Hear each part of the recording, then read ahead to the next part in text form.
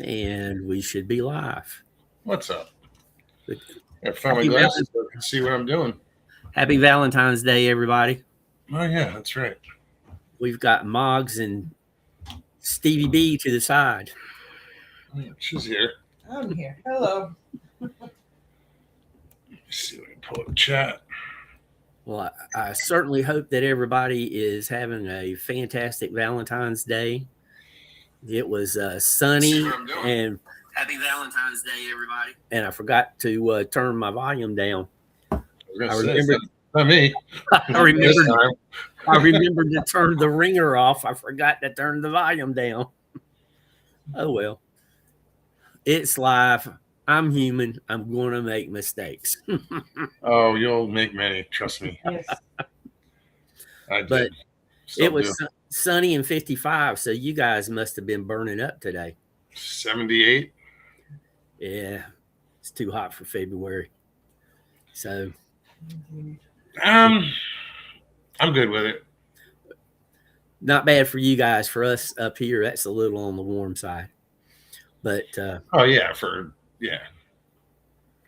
but it's gonna average like in the 70s for the next probably till it's hotter. Well, the best part about it is the humidity's low. oh yeah, So it's beautiful. I don't take humidity very well either. Well, let's see here. We got Roger Blair out in chat. Howdy, Roger. What's up, Roger? I was just hoping to cover some of the songs that was in Urban Cowboy, the movie. And would you classify Stevie, you and Moggs both? Would y'all classify that rom-com or No, what would you classify? it's not a comedy. Drama. Drama. Yeah. Drama. Yeah. I would think it was a drama. I mean, because his uncle dies, and his relationship with Sissy wasn't that great, and it was just roller coaster. Yeah. I was looking that up, and the funniest one I saw, there was a few people who called it a documentary on living in Texas at that time. Like, okay. I mean, Gillies was a place. Oh yeah. Yeah. So, and it was huge. So I kind of, when I first saw the movie, I was kind of thinking, is this an advertisement for this place? Because they spent most of their time there. Well, they had the mechanical bull there. It was the right scenery for the movie. Did you guys have a mechanical bull at some bar where y'all lived back in the 80s? No. They had two of them around here, one in Winston and one in Greensboro. There was a bar down around Fort Belvoir in Virginia that had one. It was called Cowboys. Okay. I never went. I was too young. It was closed down by the time I was legal age. Well, they had one. The place was called SRO, and it was a country music place. The only time I ever went there was to see B.J. Thomas.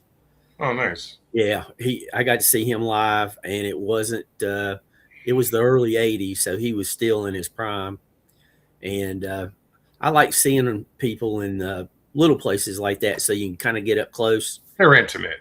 Yeah. You can tell if the talent's really there or if they're pulling some kind of wizardry, especially back then, because they'd have to be in perfect lip sync. That's the only way.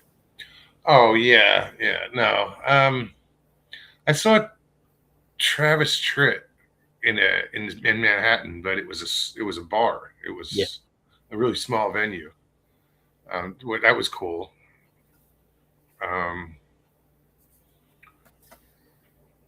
I prefer like you just said, smaller venues are definitely cool. Yeah, the less people and the closer I can get to the band, the better. It's better. So let's get into some of the songs, and I think the two songs, maybe three songs out of the movie that was the biggest. Looking for love. Looking for Love, Lion Eyes, and Look What You've Done to Me, which is Boz Scaggs, Lion Eyes, the Eagles. And Looking for Love was a lot of people made a lot of jokes out of that song title. I cannot repeat them I here. think they still do. I would, if there was a fourth, I would say Charlie Daniels, though. Yes. Yes. But I thought Charlie Daniels' Devil Went Down to Georgia come out well before this movie did. But it did. Cool. It did, because I was in 6th or 7th grade, and it was already out. It was out. Like, it came out like that summer. So probably. So, why is my battery running low? Uh-oh, you got it plugged up? Again. And I know for sure the Eagles' Lion Eyes came out closer to 75 than which was years before this movie. Because I'm pretty sure this movie came out a few years after Saturday Night. The speakers are on. Sorry, dude. That's okay. Like I said, it's live. Things are going to happen. Yeah, no, it's for some reason it's saying my power is not plugged in. Now it's really not plugged in. Oops. So if Moggs goes blank, we'll know what it is. This is silly. This never happens. Nah, I'm not going to worry too much about it. Like I said, it's live. Oh, Roger says he got to see Charlie Daniels live. That must have been a great show. Oh, yeah. He's a heck of a great show. I remember seeing Charlie Daniels interviewed one time, and he said that he was trying to get into Studio 54 in New York City, and the bouncer wouldn't let him in. He said, "You're not Charlie Daniels. I know Charlie Daniels. He comes in here every other week, and you're not him." Which Charlie Daniels kind of stands out in the crowd because I think he's like 6'4" or something like that. Is he? He was a big boy. I still haven't figured out if this is charging.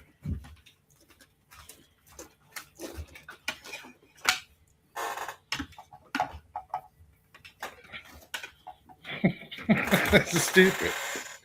You can't tell if it's charging on screen. It doesn't look like it is. Well, yeah, it is. Okay. Pretty Cool. sure. If you lose me, you know why. Yep. It's not my fault. Yesterday was Friday the 13th, not today. Hey, Donna. Donna, welcome in.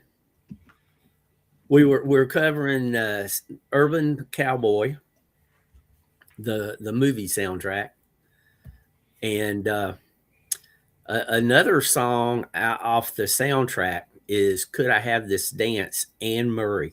Yeah, that's a good one. I remember hearing it on the radio, and you know, looking at this song list and everything, Top 40 Radio had most of these songs playing, whether it was Eagles, Bob Seger, Charlie Daniels, they all made the top 40. And I miss those days. Right. Yeah, that was a great soundtrack. Oh yeah. That's when music was music. Yes, and talent. There was real talent. Right. So we've covered Lion Eyes, Could I Have This Dance, Look What You've Done to Me, which Boz Scaggs was the first person of his particular race to make the soul charts #1. Oh, really? With a different song, but yeah. just a little extra something there. And hopefully you'll be familiar with this one, Moggs. Cherokee Fiddle by Johnny Lee. Absolutely. That one's one that I'm not too familiar with. Oh, I remember that in the movie. Yeah. I'm familiar with Johnny Lee, but not Cherokee Fiddle. So did that make the country charts, or did Sure. you? Oh, okay. Let's So was it a big hit or a so-so hit? Cherokee Fiddle. Let's find out. I knew it, so I mean,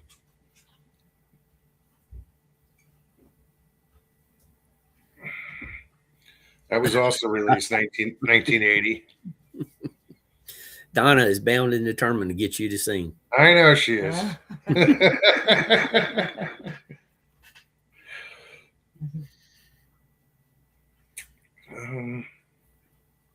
Donna does really good singing blues.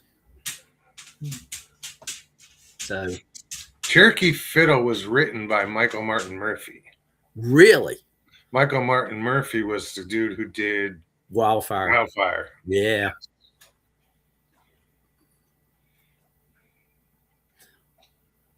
Oh, and by the way, Thursday night show, you guys were talking about 2 soundtracks to TV series that sounded a lot alike.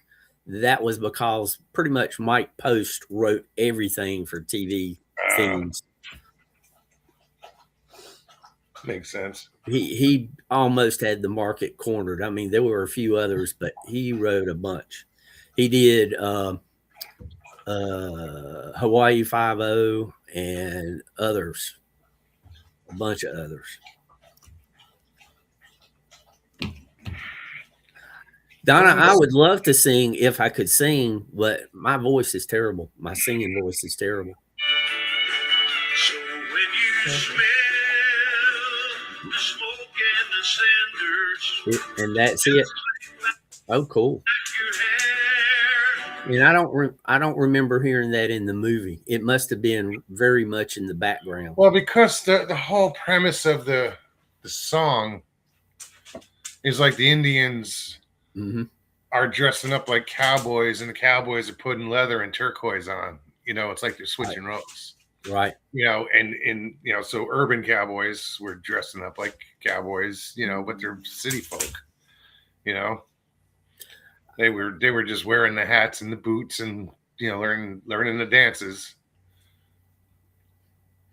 I think if I had a hat, cowboy style hat, and it had the turquoise headband, I'd probably be more than okay with that.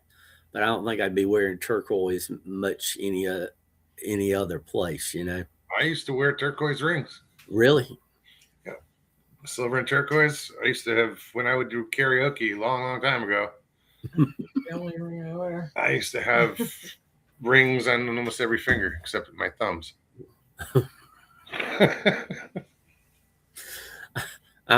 I'm a non-tattoo, the only jewelry I wear is a cross or a saint. Well, anyway, we won't go into all those, but yeah, maybe we need to do one show on just your time doing DJ and whatnot. Karaoke. Think about that. Take a whole show. Think about that for later. So, and see, this is where Moggs comes in real handy, because he's definitely knows the countryside, and plus, since he did those other activities, he knows a lot about music also. And Kenny Rogers did "Love the World Away." Now, I was disappointed that they didn't play that more prominently in the movie, because that's a good song. I know that. I don't remember where everything was played in a movie. Like, yeah. I do remember the songs from the movie. Yeah. Well, some of them were played more, like when they were dancing on the dance floor. The songs were more prominent, which that kind of makes sense. But some of the others were, not so much. Roger Blair has a comment. Johnny Lee and Lane Brody did a duet and sang "The Yellow Rose of Texas." I think I've heard that once or twice, but I'm not an expert. I'm not that familiar. Johnny Lee was the only time he was on the pop charts of any amount was like the late 70s, I think. And then, of course, Mickey Gilley did his version of Stand By Me. Which was a good version. Yes. I was very happy with that. And that one, they cut to him and showed him singing it, but then it kind of faded into the background, if I remember right. Yeah, I don't remember the scenes. Well, I cheated. I watched the movie Wednesday, I think. Oh, there you go. Yeah. Because I've only seen the movie 2 times, I think, and Wednesday was one of them. I went to see it at the theater. My girlfriend talked me into taking her, but What's up, Kathy? Good to see you. Kathy Bates is in the house. Kathy probably knows a lot about this music too. I'm not going to say anything I'm else. not opening my mouth. Charlie Daniels Band also did a song called Texas, and I don't remember that one hardly at all. Do you know that one, Moggs? Charlie Daniels Band. I Texas? have, if I heard it, maybe. So I didn't have his albums. There's a lot of these. I just, Yep.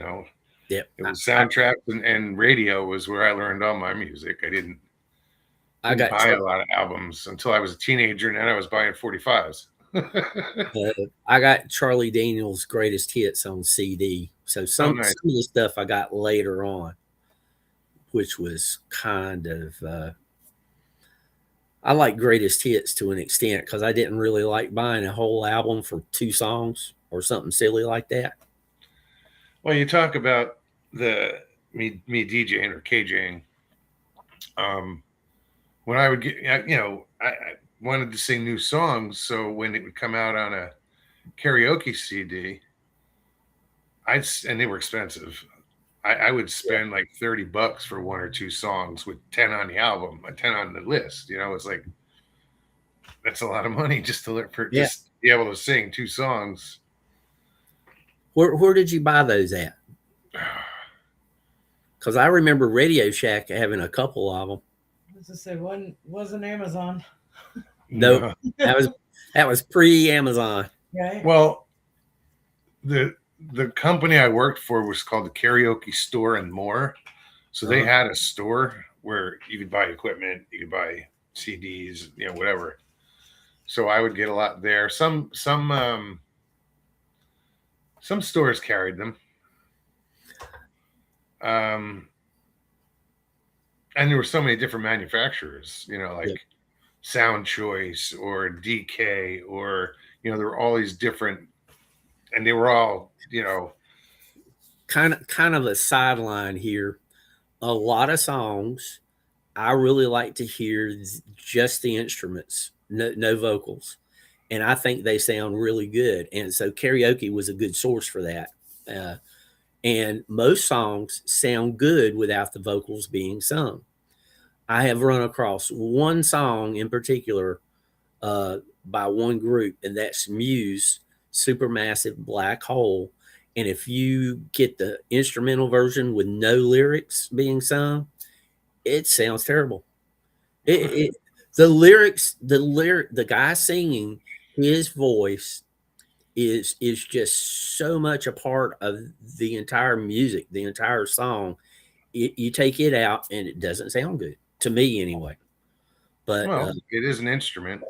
Yeah, that has always fascinated me for some reason. Because like I said, when Black is Black was out, I heard on this little FM station the instrumental version, and I thought that was just the greatest thing. And then, I kind of went down that rabbit hole whenever I could. But back then, it wasn't very often. So, back on track. Let's see here. Where were we? Hearts Against the Wind, J.D. Souther and Linda Ronstadt. I think Linda Ronstadt could sing the phone book and make it sound great. Oh, absolutely. Right. Made her brown eyes blue. That was Crystal Gale. Whatever. Weren't they like sisters or something? No, that was Loretta Lynn, her Okay. little sister. But now Crystal Gale had the hair, buddy. Let me Oh, tell yeah. you. Oh my goodness, you will get me on a sidetrack there. I'm kind of fond of long hair, but that was another one of the songs. I'm a big fan of J.D. Souther. He helped write a lot of Eagles songs, and he had some stuff on his own too. He did another song in the movie called The Moon Just Turned Blue. And the only version of that I had ever heard before was the Nitty Gritty Dirt Band. Really? Which I like the Dirt Band. They got rid of the Nitty Gritty and just started calling themselves the Dirt Band. I've got their one of their albums, and it's got a song on it called Rippling Waters, and I would use it as a theme song if I wouldn't get shut down. There's that. Yeah. If you get a chance to listen to it, it's Symphonic Harmony, I think is the name of the album. And it's Rippling Waters. This is the Dirt Band. This is the sideline song that I was looking up. The Moon Just Turned Blue. Yeah. And but it leads in with a babbling brook. Hey, John P. What's up, John? Good to see you. And after the babbling brook, then it starts off with just a solo instrument. It's very relaxing. Let's put it that way. All right, let me get back on track. So, was that a song that you had heard before, or you were just looking things up? I didn't hit play yet. Oh, yeah. Don't worry about that. What? Don't play it. I don't know.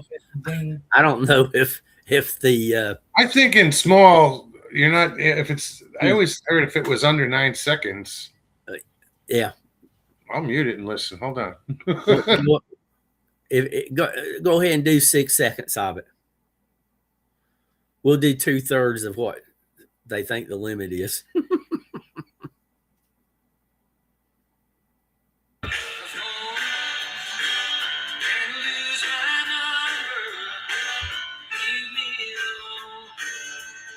That was a background song.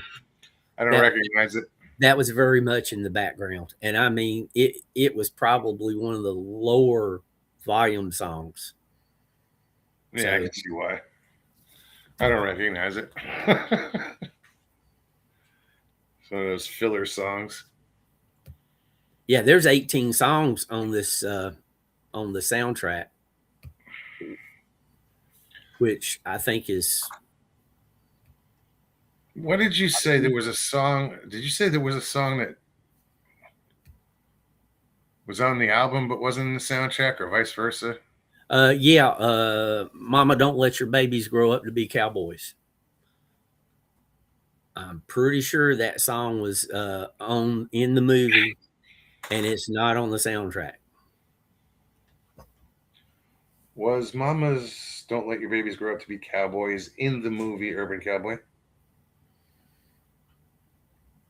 No, Mamas Don't Let Your Babies Grow Up to Be Cowboys wasn't in the movie Urban Cowboy.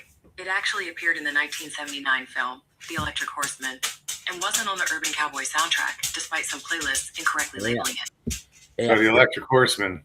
it wasn't on the soundtrack, but it was in the movie.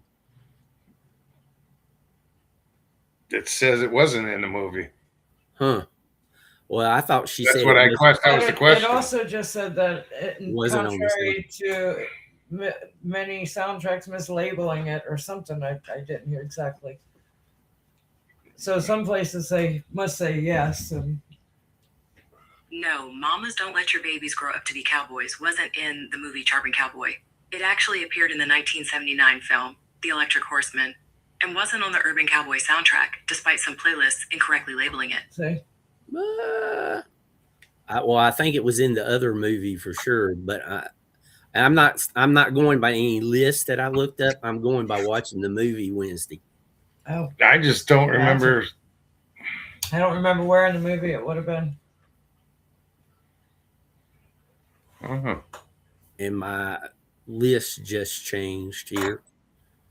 So we covered Cherokee Fiddle. And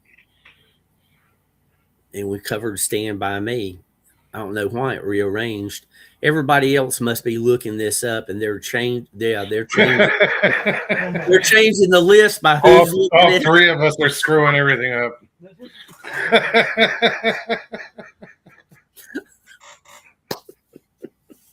That's- Crashing the internet.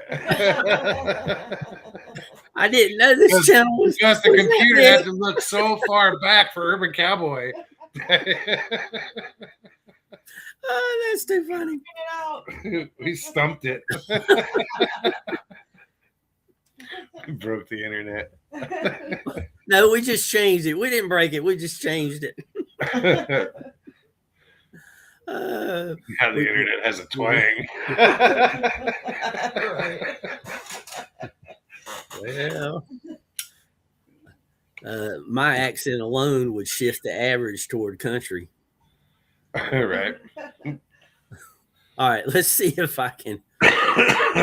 Excuse me. We've already covered Stand By Me. So did we cover Love the World Away by Kenny Rogers? I don't think we did. No. Yeah, that one was pretty prominent in the movie. It was anybody who heard it and was paying attention to the soundtrack, they would recognize Kenny's voice singing for sure. Oh, and that became a big hit later on. Yeah. Which Kenny is amazing.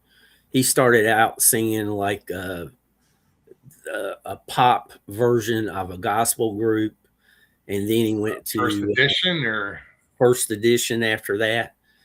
Christie's New Minstrel Singers was the group that he was in. And then he went to Kenny Rogers in the First Edition. And then he kind of disappeared for a year or two. Said he was going to come back in country and have a crossover pop #1 hit. And he did.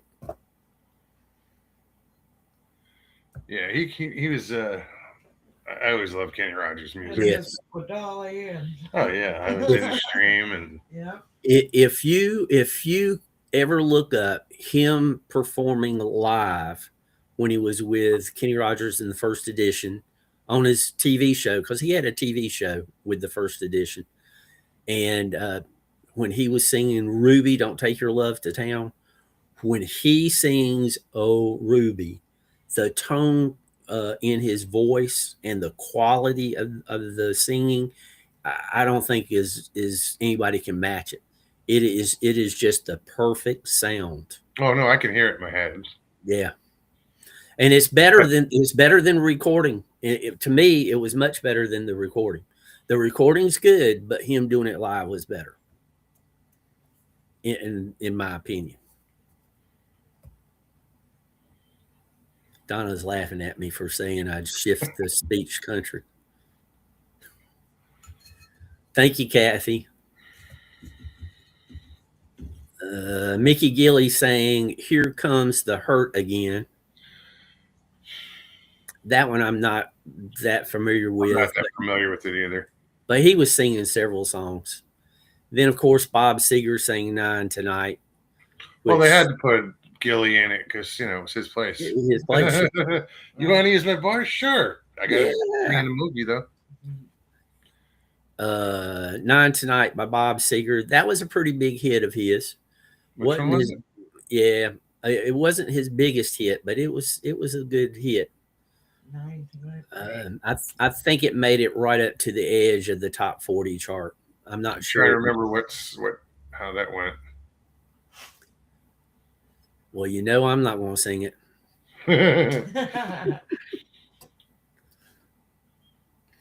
And then Charlie Daniels did another song called Texas. And I think he was singing that one on stage. He did Devil Went Down to Georgia on stage, obviously, because it had been a big hit. And he started singing Texas, and then it became background. Thank you, Kathy. I'm a huge fan of Bob Seger. I got to see him live, and let me tell you, Really? he sounded live like he sounds on his albums. He had the talent, and his band. One of the things I greatly appreciated about Bob Seger, he kept his band. He kept his band through it all. I used to sing. I don't know how many times I've sang it. Over the years, it's Turn the Page. Yep. I mean, it's hundreds of times I've sang it, and I always lose my voice at the end of it. But getting there sounds good. The thing of it was I had 2 Bob Seger albums, and it was Stranger in Town and Night Moves, and I was a big Bob Seger fan. And then this woman I was dating, she had the album Bob Seger Live, which had Turned the Page on it. Live Bullet, I should say. She had that, and it had Turned the Page on it. That was the first I ever heard it. And Oh, really? I'm getting chills just thinking about it, because, you know, the first time hearing that, it just has that effect it did on me anyway.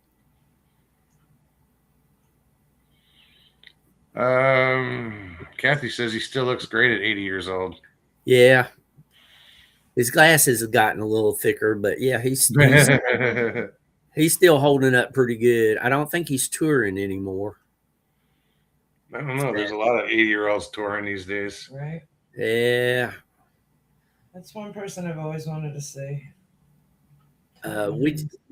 Did I mention Hearts Against the Wind, J.D. Southern and Linda Ronstadt? I think I did. Yes.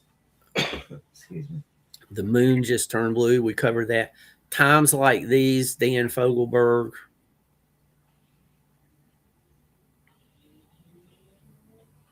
That makes me think. Yeah, I like Dan Fogelberg. I just can't think of that song. Times Like These. Times Like These makes me think of the Foo Fighters. I think, didn't they have a song, Times Like These? That Times was Like These, Dan Fogelberg. Same title, different song. I think the Foo Fighters had a hit with that. Once we get into the 90s, my knowledge starts to fade on music, because it just nosedived.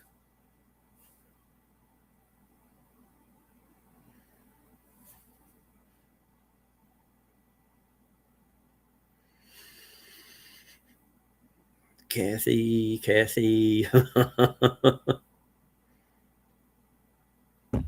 Yeah, okay. Now I remember the Dan Fogelberg. Okay. I had to hear it for a second. I remember it. And of course, Charlie Daniels did the Orange Blossom special, which he did a great job on the fiddle with that. I mean, Charlie could blast the fiddle.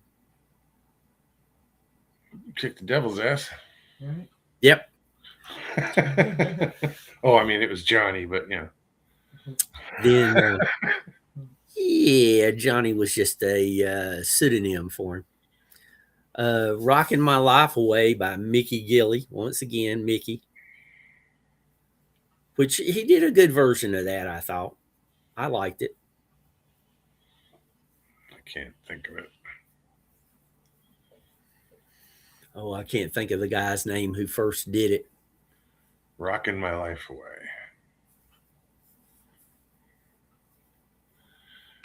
Kathy, you're right. Music's not the same these days. No, it's Excuse me. you know, used to in the 60s, 70s, and 80s, the general rule of thumb for a really good song was 3 chords and the truth. And it's gotten down to these days, it sounds like 3 notes and 3 words, and who cares about the truth? Oh, that's why I like country music. You know, you get your country pop and a lot of stuff that people say that's not country music, and I agree. But then there are some traditional artists out there that are putting out some really good music. Yep. Mickey, of course, Mickey Dilly did another one, Jukebox Argument, and I had never heard of that, and I don't remember it in the movie at all. No. Sharon, good to see you. Sharon's up in the middle of the night. Good morning.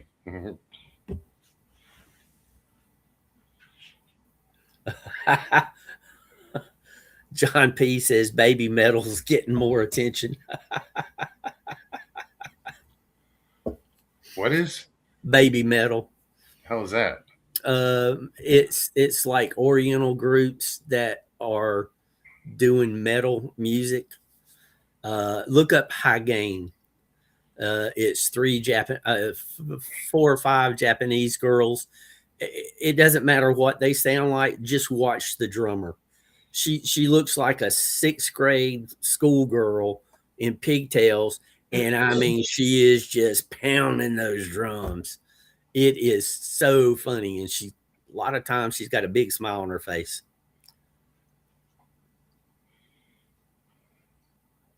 I don't know if that's the correct pronunciation, High Gain, or not, but I don't know. I think I've got one of their songs in one of my playlists. But let me get back to this list before our search list changes it again. And of course, the song that most everybody would know. Get ready, Kathy. You'll know this one. All Night Long by Joe Walsh.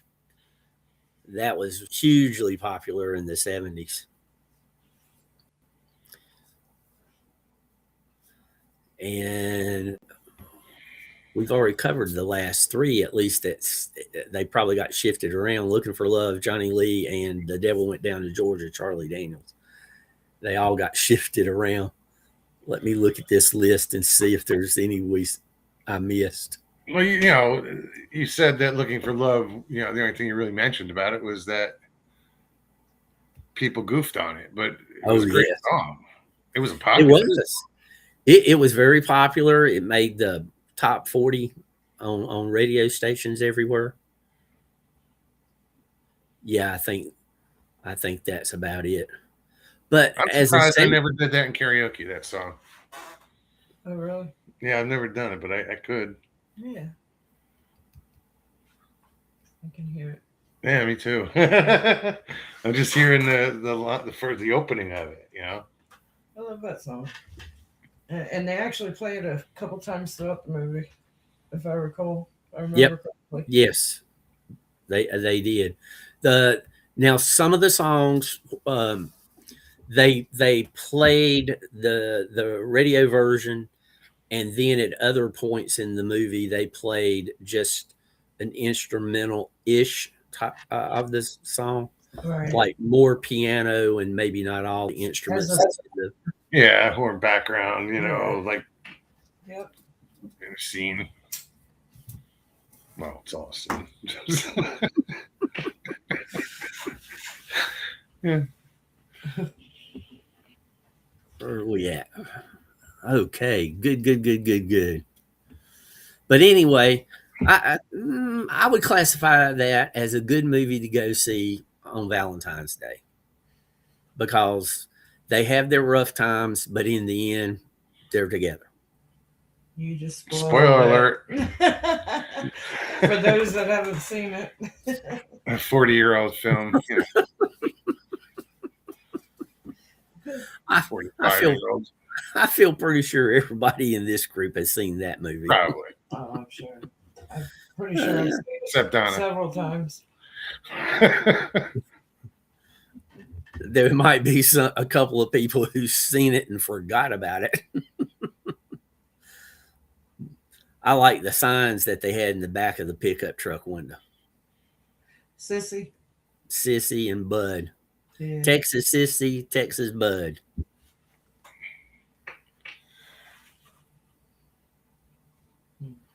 It was just weird, you know, like because John Travolta had that Jersey accent, you know. It wasn't like a Welcome Back Kotter accent, but it was still his natural voice was always coming through. Yeah. Yeah. He did country fairly good. I think Wardrobe did a really good job of dressing him up right to make him look the part. Oh yeah. That was the biggest thing. I met him when I was a kid, and he was I think he was still doing Welcome Back Kotter, or I don't know when Saturday Night Fever came out, but around 77. I probably met him in probably like 75. So that was during the Welcome Back Kotter. But something else had come out. I don't remember what it was. But my dad was a police officer in Englewood, New Jersey. Yep. And that's where the Travoltas were from. Yep. We went to the same high school. Well, he had dropped out, but my dad's partner, Steve, used to babysit the Travoltas. Oh, Yeah. God. Yeah. It was Joey and John and Tariq. No, Don't know. Elaine. Yeah. I met Joey one time. Joey's his claim to fame now, and it's been for a while, for years. He's in Los Angeles doing porn, promoting, or yeah. He's in the adult industry. Okay, we'll do that. Yeah, there you go. I know. I'm pretty sure Travolta did a movie or a TV movie, "Boy in the Plastic Bubble." Actually, he did. Yeah, Oh yeah. Boy in the bubble. Boy in the Plastic Bubble. I know. I was thinking of Seinfeld. They did a Oh. episode. Boy Oh, the TV show about nothing. yeah. That's just too good. When that show was originally out, I didn't like it. When it came on in reruns, where they played episodes back to back and every night of the week, Yeah. that's when I got into it. Mike wants to know what the subject is. Mike. Mike, we just went over the Saturday night, Urban Cowboy soundtrack. Just went over some of the songs. Moggs told us what he knew about the country music, which I know little about. It's hard to hear you say that with that accent. I'm just saying. You got to remember, everybody was listening. All the adults was listening to country music, and I was a little bit rebellious when listening to rock and roll. I guess. I listened to country more when I was with my dad on weekends when we were in the truck, you know, going someplace, because he always listened to country music. And I'd sing along and he'd sing, and you know, that's where I learned how to like country, and it just stuck. You know, I listened to Springsteen and Zeppelin and whoever, you know, back then. But I think I got more into the country a little later on, you know.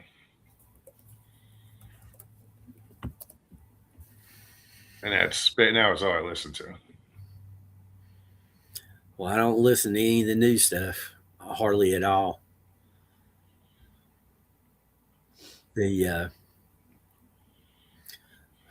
And this is repeating myself, but the newest music that I like came out over 2 years ago now, which was the Extreme album. Maybe something else is out there. I just haven't found it yet. I couldn't. I don't know what other artists are out there, what genres are out there, and you know, One of is it rock and roll anymore? You don't. Well, extreme is rock and roll, but they've been around for a long time. But big groups, I think the Stones have released albums that I've not heard anything out of, and other groups. But some of the big names who are into music, I've messaged them asking, have they changed the way they tally up who gets number one, number two, whatever in the charts? Is that why, rock and roll just nosedive off the charts in the 90s? It's the internet has a lot to do with it too. And I heard somebody reviewing Seven Army Nation gets played in stadiums. It's just so huge. Even though I wasn't listening to the radio that it was played on, I knew about it and I liked it. And it didn't make it in the top 50. And I just can't imagine that because so many people liked it. And that's when I sent the message to these big guys.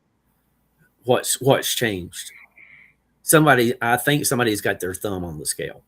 Oh, I'm sure. Somebody's got their thumb on every scale now.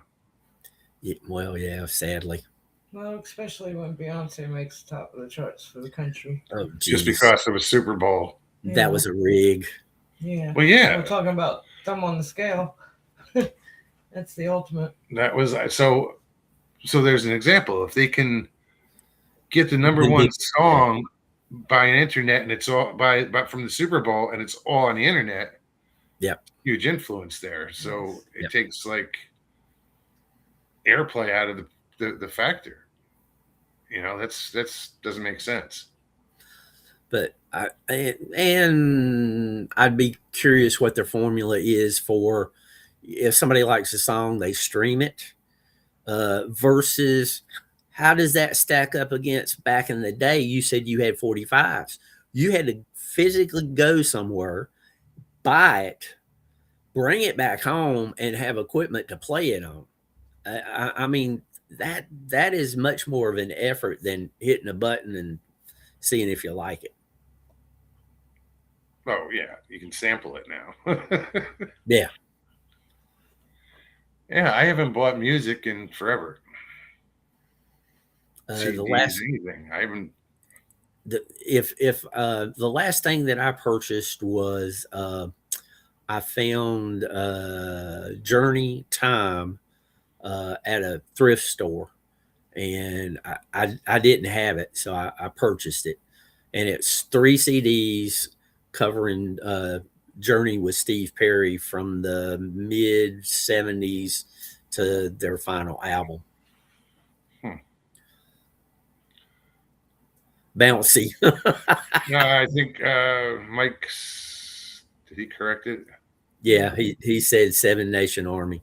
Yeah. I probably said 7 Army Nation or something. Yeah. Well, supposedly they get ratings from stream services like Spotify. What's the other big one? But I think now they consider like was it XM radio or that the satellite radio. Yeah, so it's all like you said, it's all internet. It's not actual physical sales. They just look at views. It wasn't even like the top 40 wasn't based on sales, was it? It was airplay. It was sales and airplay both. Okay. Yeah. Because if people wanted to go and to that much effort to get the songs, they counted it to get the physical albums. And but the number one selling album to date is Eagles' Greatest Hits. Number 2 is Michael Jackson, and number 3 is Hotel California. So now, what's big about all 3 of those They all came out in the 80s and before.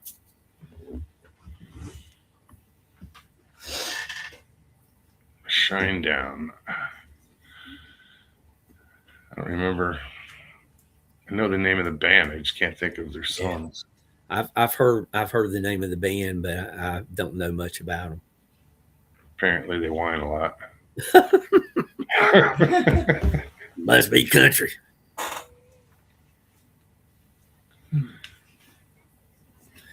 Yeah, I don't know. Juan has said he's getting away from the music he was doing, and he's going to get a guitar and go old school. What was he doing? He was doing more. All the instruments was on his computer and stuff like that. He's going to get back to actually playing guitars, is what he told me. Does he write his own stuff? Yeah. What genre is it? Closer to today's music than old music, but he still puts out pretty good stuff. Yeah, but what genre? You can say today's music, but it's I guess what would be considered today's pop music. Pop music, okay. Yeah. One of his albums he put out a few years ago, I listened to the whole album, and there was not a single song on there that was going to jump out at anybody, but not a single song on the album was bad. And that takes, in my book, that takes talent, because there's only a few bands that's put out albums that didn't have a bad song on them. And they were pretty huge bands. What's the name of the band? He's got them. He used to have them on his Area 51 channel, and he did that. And I'm so used to calling him Area 51. Kid Atlas is another one that he does. I did have some of his songs on a playlist, but he sold the songs, so now they're not available anymore. Oh, bummer. I mean, good for him. Yeah, good for him. And I can understand why, with some of the other stuff I've heard out there today, I could understand why they would buy songs from him, because they sounded better, in my opinion. Well, no, that's cool if he's got a writing talent.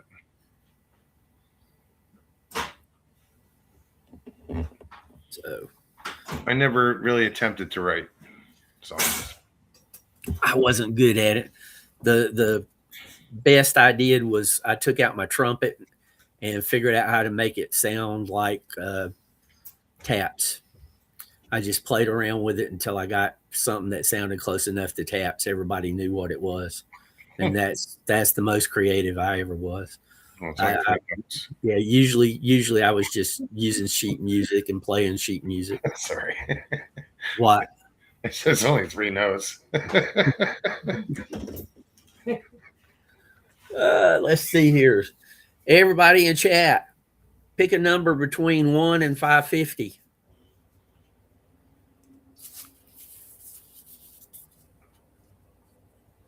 First one up, 22. Stevie got it.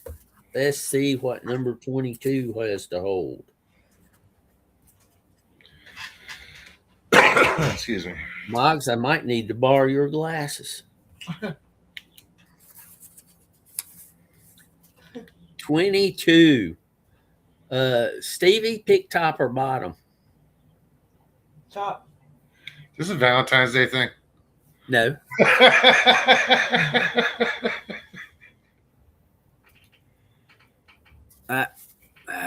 Excuse me. It's reversed. Let me go in and unreverse this. I thought mirror.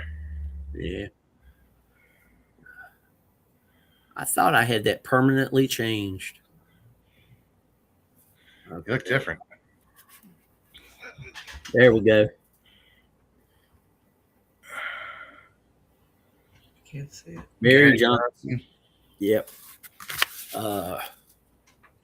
Marvelous, and it's Marv Johnson. 1960. That was before you was even heard of, Stevie. Right? Before I've I was never- heard of. I've never heard of Mars Johnson. I was 3. I was gonna say he's in chat every night. Gary Johnson. This is Oh, Mars. it's oh. Yep. Marv Johnson. Oh, I thought you Yep. said Gary. Cool. Well, because it's the way they had it highlighted. It looked like these went with this. Yeah, it looked like Mary to me at first, but then I got myself corrected. He squinted. That was back during the days of Cool, and everybody was wearing suits to perform. Now it's tough to get them to wear clothes. Oh gosh. Yeah, right. No shit. Tweet you. Oh gosh. Other Mike, ones, don't give Kathy too hard a time. 22 BC. I thought the BC was because. I thought it was before chocolate.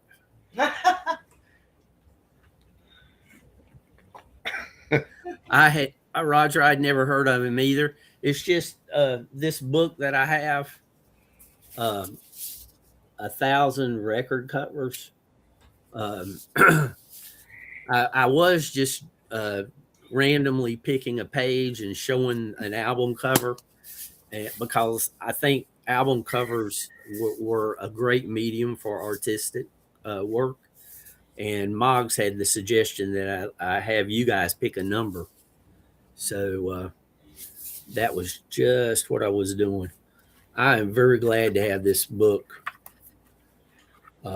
It doesn't give a lot of information, but it's just fun to thumb through it and see the artwork. For me, it is. What year did that come out? It's 1960. The book? The book. Oh, I thought you meant that other. Let's see. I've had it for about 10 years, I think. Copyright 2000. Nope, I've had it less than that. It's 2018.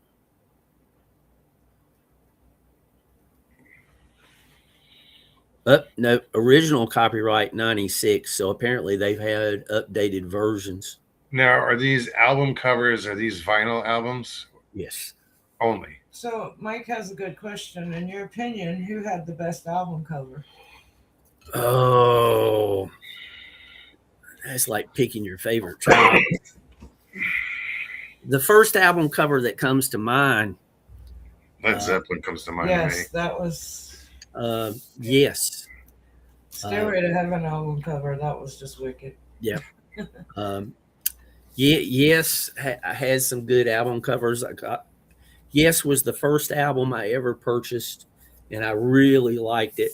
This is a Led Zeppelin album cover that I have this album. Houses of the Holy. And as you can see, I turned straight to that one, so I've seen it a few times. I know where. It's the middle of the book. It's where Yeah. the creases meet. So Bob Seger, Against the Wind was probably his best album cover, I think. I liked the Against the Wind album cover. The Stones put out some interesting covers. I thought Boston had nice album covers.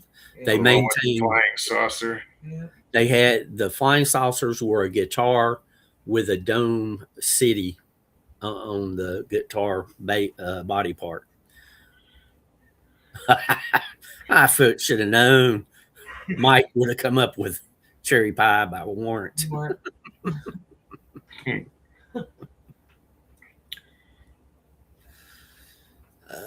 Who else? Some other really interesting album covers. Kiss. I remember in third grade, everybody was drawing the Kiss album, where it was split, so it was 4 of them, like just one in each corner of the album. and everybody would draw Yep. them on their book covers. I had Kiss Alive, that album, and I liked it because it was a really good photograph of them doing their live concert.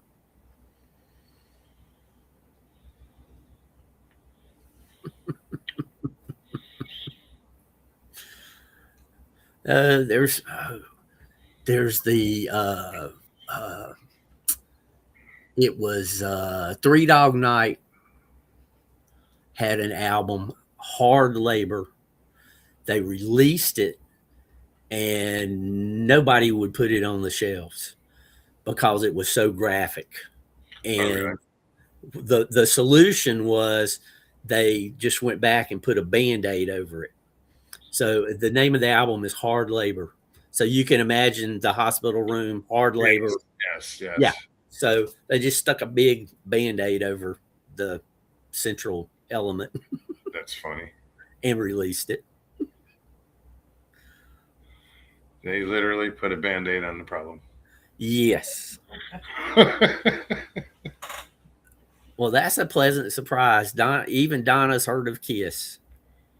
I guess they are worldwide. Oh, Gene yeah. Simmons, he's a marketing master. Man, Yeah, it's- if you can put your name on something, he's figured out how to do it.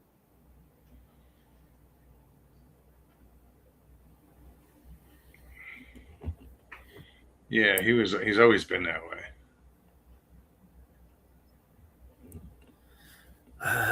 Let me think of one more album cover that I found really. The Star Castle, Fountains of Light. I really like the artwork in that, and I did that in one of my short videos of album art. And the guy who is the It's a Hamburger Life for Me, he saw that video and listened to some of their stuff online, and that was a year or two ago. I guarantee you right now, he is a Star Castle expert. He said he went out and he found every album that they had made that he could get his hands on. He bought them and he's listening to them all. And see, stories like that is part of the reason I wanted to do this, is maybe, somebody in chat or us here could share information somebody might get interested in and learn something, something new. And if anybody hears any new good music, please let us know. WTF Mike says most of ZZ Top's album covers were art. Yep. The Cars had a very famous artist, Vargas, do their album cover. It's the pinup girl drawn catty corner on the album. I think it's the Candio album. I don't recall. Judy Wheeler. I know most of the Beatles albums, their album covers were. Sgt. Pepper's was fantastic. They were cryptic, though. I mean, all the what's the word, symbolism in Yep. all the Beatles albums Well, that's what goes back to like Paul was supposed to be Paul died. I think. All is dead. Yeah. yeah. And somebody did a whole explanation on the different albums, and in this album, and it's got a hand over his head. In this album, there's another hand over his head. The In Abbey Road, he's the only one bare feet. and the British bury their dead in bare feet. Yes. Yeah, the book is The Walrus Was Paul. R. Gary Patterson wrote that, and he put all the clues together in the book. I'm new to that. To hear Weirdest album. The weirdest album cover? Jeez, that was harder than the best.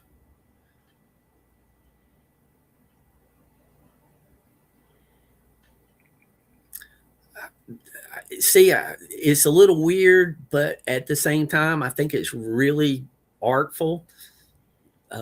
Diamond Dogs, David Bowie. It's weird, but at the same time, it's very artistic.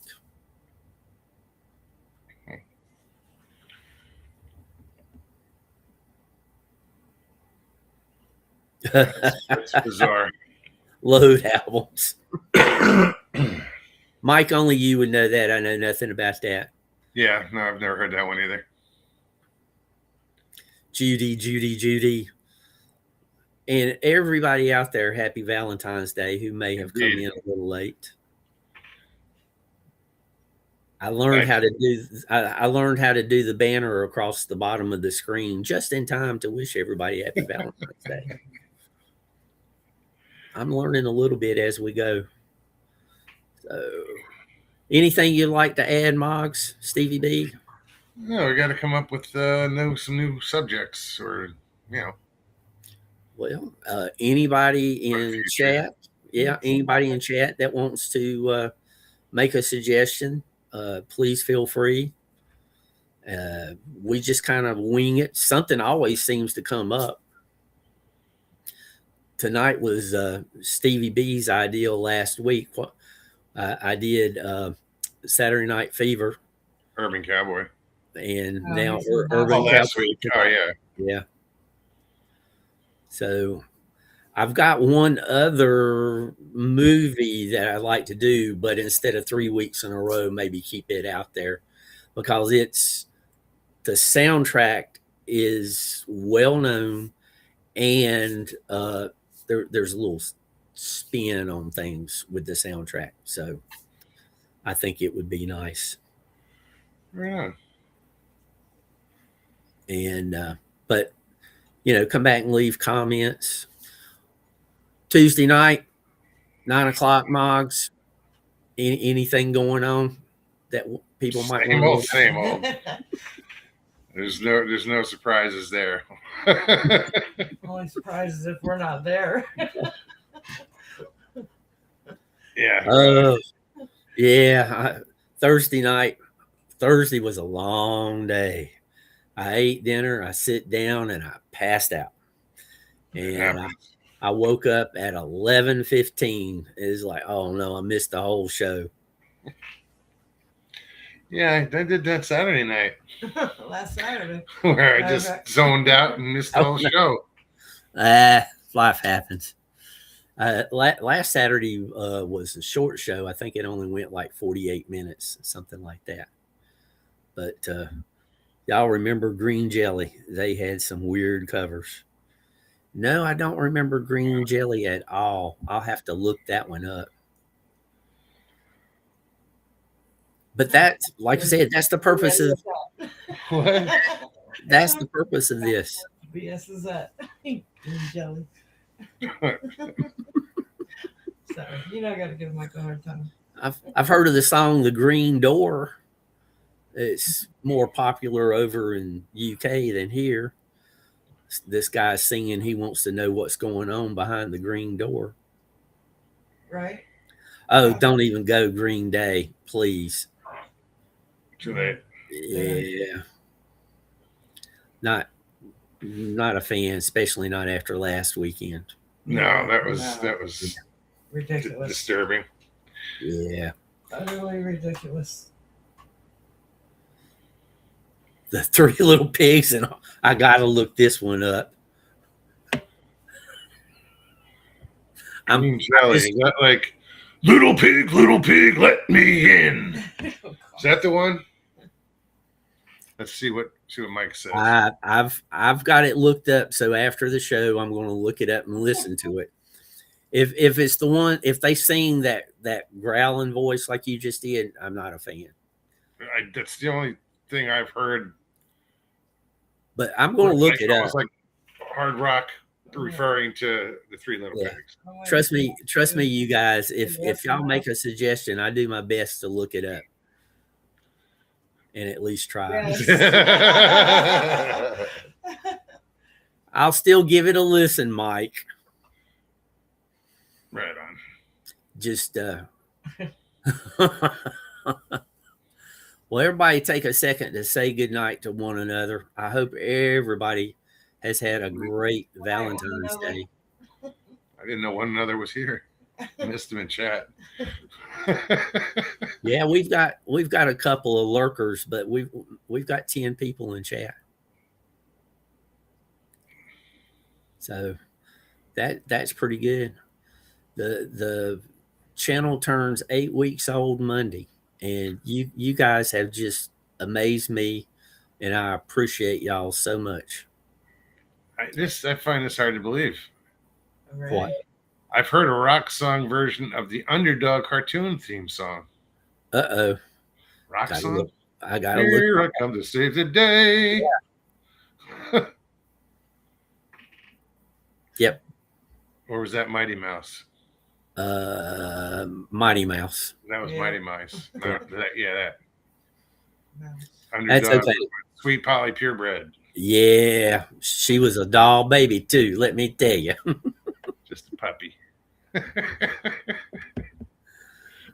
All right. What a bit. Oh, no. Well, Kathy's- literally. Kathy's mate one another. you guys out there in chat, take care, and I hope nothing but kind words come your way. If we don't see you before, we will see everybody Tuesday night, 9 o'clock for Moggs and Stevie B. Why the Fascination? Hope to see you all there. Thanks for And hanging out tonight, guys. I'm so busy finding all this other stuff, I sometimes forget where the end stream is.